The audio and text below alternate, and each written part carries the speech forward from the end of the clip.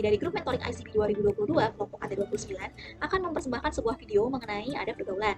Pada video ini, kami akan menjelaskan pengertian, pentingnya, dan juga penerapannya pada kehidupan sehari-hari.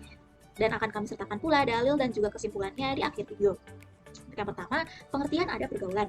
Apa sih adab pergaulan itu? Nah, adab pergaulan adalah cara atau tingkah laku dalam berhubungan atau bersosialisasi. Dan yang perlu diingat, penerapan dua kata itu dalam kehidupan kita haruslah saling terkait dan beriringan satu sama lainnya. Nah, bicara tentang pergaulan, sesungguhnya berbicara tentang hubungan manusia dengan manusia yang lain. Manusia memiliki sifat tolong-menolong dan saling membutuhkan satu sama lain. Islam juga telah mengatur dalam Al-Quran semua aturan mengenai pergaulan. Pergaulan lawan jenis, pergaulan sesama jenis, hubungan antara anak dan orang tua maupun kepada tetangga atau orang lain. Terlihatnya aturan ini seperti menekan bagi orang-orang yang baru mengetahuinya. Padahal, aturan ini bertujuan baik untuk menjaga manusia dari hal-hal negatif akibat pergaulan yang salah. Adab ini juga penting karena adab menuntun manusia kepada tingkah laku yang baik dan menjauhkan dari tingkah laku yang buruk, serta dapat mengatur dan mengarahkan manusia kepada fitrahnya, yaitu menyembah dan taat kepada Allah Subhanahu wa Ta'ala. Dengan adab yang benar, niscaya manusia dapat menyelamatkan dirinya dari pikiran-pikiran dan perbuatan-perbuatan yang keliru lagi menyesatkan. Dari itu pula, pemahaman yang benar terhadap adab ini dapat menghaluskan budi pekerti seseorang, sehingga dapat dikatakan semakin tinggi ilmu seseorang, maka semakin tinggi pula lah budi pekertinya. Dari penjelasan di atas dapat disimpulkan bahwa adab sangat penting bagi manusia karena adab menjadi salah satu inti dari ajaran Islam. Hal ini dikarenakan dalam adab terdapat beberapa unsur penting, yaitu akidah, ibadah, adab, dan muamalah. Ini semua tidak bisa dipisah-pisahkan. Selain itu, adab menuntun manusia kepada tingkah laku yang baik dan menjauhkan dari tingkah laku yang buruk. Lalu, bagaimana pengimplementasiannya di kehidupan sehari-hari? Yuk kita simak video selanjutnya.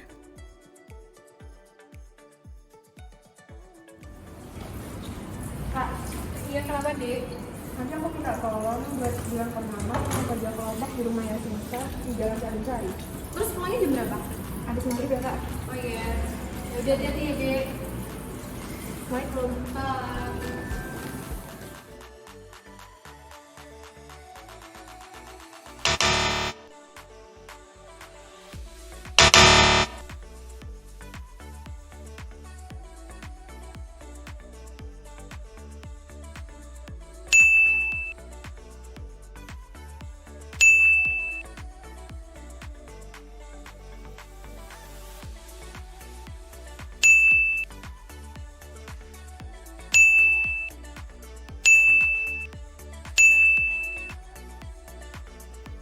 Assalamualaikum.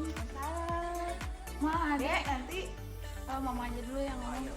Dek, nanti kamu habis ini mandi dan juga nanti cuci piring ya. Oh iya. Tadi Ade dianterin sama Manda pulangnya. Oh gitu, mandanya nggak turun? Enggak, Manda langsung pergi tadi. Oh ya udah gitu. Ya udah, tapi mama mau mandi dulu nih. Adi dulu atau mama dulu? Mama dulu aja deh. Ya udah deh kalau gitu. Ya udah, mama mandi dulu ya.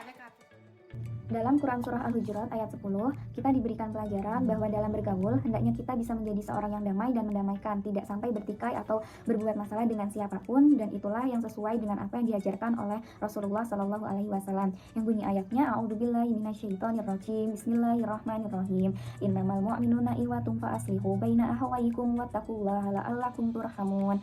Yang artinya, sesungguhnya orang-orang mukmin itu bersaudara, karena itu damaikanlah antara kedua saudaramu yang sedang bertikai dan bertakwalah kepada Allah Subhanahu wa Ta'ala agar kamu mendapatkan rahmat. Dalil yang selanjutnya berasal dari Quran Surah An-Nur ayat 30. A'udzubillahi minasyaitonirrajim. Bismillahirrahmanirrahim. Qulil mu'minina yaghuddu min absarihim wa yahfadzu furujahum dzalika azka lahum innallaha khabirum bima yasnaun. Yang artinya, katakanlah kepada laki-laki yang beriman agar mereka menjaga pandangannya dan memelihara kemaluannya. Yang demikian itu lebih suci bagi mereka. Sungguh Allah Maha mengetahui apa yang mereka perbuat. Pada ayat tersebut, Allah Subhanahu wa Ta'ala memerintahkan kepada kita untuk menjaga pandangan terhadap lawan jenis yang bukan mahramnya. Pria harus dapat mengendalikan dan menjaga pandangan serta mengendalikan hawa nafsunya, terlebih juga bagi perempuan. Dalam Quran Surat Al-Hujurat ayat 13 dijelaskan bahwa Allah menciptakan manusia dari laki-laki dan perempuan dan diciptakan juga dari berbangsa-bangsa dan bersuku-suku agar saling mengenal. Bismillahirrahmanirrahim. Ya ayyuhan nasu inna khalaqnakum min zakarin wa unsa wa ja'alnakum syu'uban wa qabaila lita'arafu inna akramakum indallahi atqakum innallaha alimun khabir. Artinya, hai manusia, sesungguhnya kami menciptakan kamu dari seorang laki-laki dan seorang perempuan dan menjadikan kamu berbangsa-bangsa dan bersuku-suku supaya kamu saling mengenal. Sesungguhnya orang yang paling mulia di antara kamu di sisi Allah ialah orang yang paling takwa di antara kamu. Sesungguhnya Allah Maha mengetahui lagi Maha mengenal. Selain itu juga, Nabi Allah Rasulullah SAW juga menjelaskan tentang bagaimana adab kita untuk berteman. Ada hadis dari riwayat Al-Bukhari nomor 5108 yang artinya dari Abu Musa radhiyallahu anhu dari Nabi SAW, beliau bersabda, perumpamaan teman yang solih dengan teman yang buruk bagaikan penjual minyak wangi dengan pandai besi.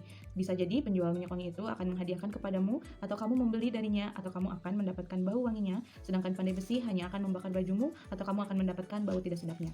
Hadis riwayat Bukhari nomor 5108. Maka dari itu pengaruh teman itu sangat besar untuk kehidupan kita. Apakah mereka akan memberikan dampak yang baik untuk kehidupan kita atau dampak buruk. Jadi kita harus hati-hati dalam memilih pertemanan.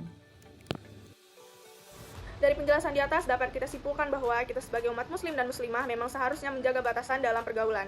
Dengan demikian kita dapat terhindar dari hal-hal yang tidak diinginkan. Tapi tampaknya rambu-rambu pergaulan ini belum sepenuhnya dipahami oleh sebagian orang. Sudah menjadi tanggung jawab kita untuk menasehati mereka dengan baik. Semoga Allah senantiasa menjauhkan kita dari perbuatan yang tercela. Amin.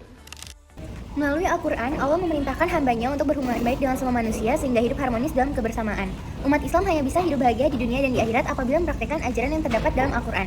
Etika pergaulan sama muslim bahas mengenai etika seorang muslim terhadap muslim yang lain. Berdasarkan hasil, terdapat 6 hal yang harus dilakukan oleh seorang muslim terhadap muslim yang lainnya. Di antaranya adalah yang pertama mengadakan perdamaian, yang kedua menciptakan persaudaraan, yang ketiga tidak menghina sama muslim, yang keempat menjauhi prasangka buruk, mencari-cari kesalahan orang lain, dan menggunjing. Dan yang terakhir saling mengenal satu sama lain dan berkasih sayang terhadap sesama muslim. Adapun etika pergaulan muslim dengan non-muslim berhubungan dengan etika seorang muslim terhadap non-muslim dalam menjalani kehidupan sosial. Etika pergaulan muslim dengan non-muslim meliputi 1. Saling bekerja sama, 2. Bersikap tegas terhadap orang kafir, yang ketiga berdamai dengan non-muslim, dan yang terakhir berbuat baik dan adil terhadap non-muslim. Banyak sekali hal yang kita peroleh setelah kita melaksanakan mentoring bareng BMFT.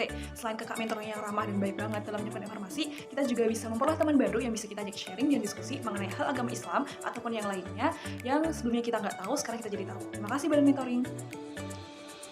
Harapan selama mentoring yaitu semoga kita semua, baik kakak mentor dan juga teman-teman yang lainnya, bisa sama-sama ambil manfaat ataupun ambil pelajaran positifnya dari materi yang masing-masing dari kami sudah sampaikan ataupun hal-hal yang telah kita diskusikan. Selain itu juga semoga bisa diterapkan hal positifnya di dalam kehidupan sehari-hari dengan konsisten supaya kita menjadi orang yang lebih baik lagi.